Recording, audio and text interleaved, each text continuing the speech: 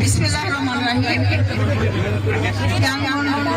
বাড়ি মালিক সমিতি উপস্থিত আমার সহকর্মীবৃন্দ, মুরিবা, আমার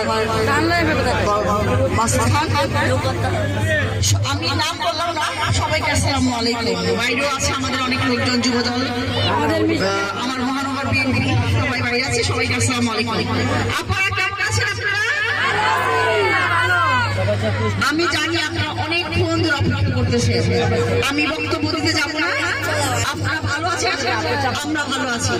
আমরা আপনাদের নিয়ে কাজ করতে চাই, একযোগে ঐক্যভাবে কাজ করতে চাই।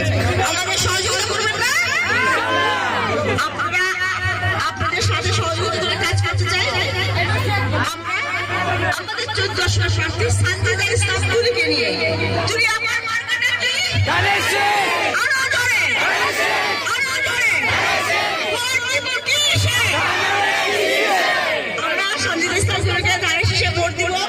আমরা আমাদের দুঃখের কথা তাকে বলবো, তার সাথে সহযোগিতা করে আমাদের এলাকার যত ধরনের উন্নয়ন আছে সব করবো।